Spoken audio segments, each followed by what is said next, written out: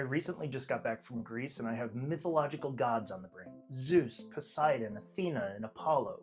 So I'm going to call this episode, Oh My Baud. Do you see what I did there?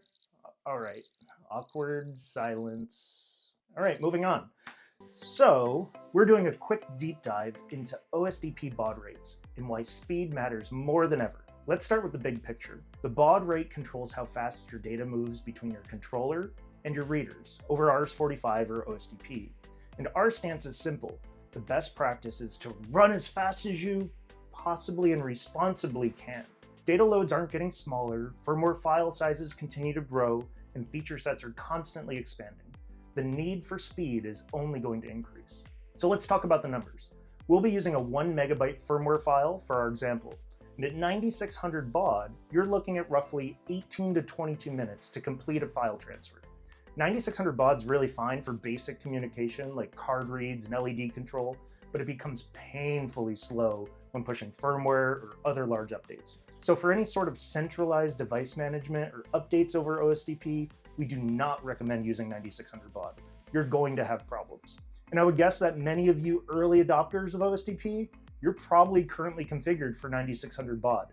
So it might be time for a quick configuration change on the reader and the access control software so that you start talking at higher baud rates.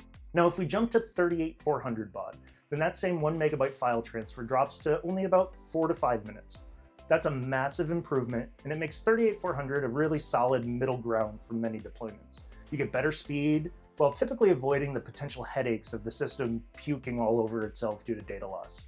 Now let's move on to the faster 15200 baud.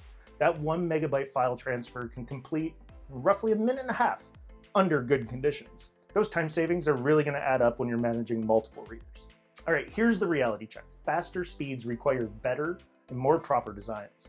As the baud rate increases, your tolerance for noise and bad wiring and poor termination decreases. Long cable runs and reused weakened wiring can introduce issues if you push speeds too aggressively. But with that said, and because we don't need to be spreading unneeded fear and panic, if you're running shorter distances like 100 to 200 feet and reusing existing weakened cabling at your high baud rate, you'll often be just fine.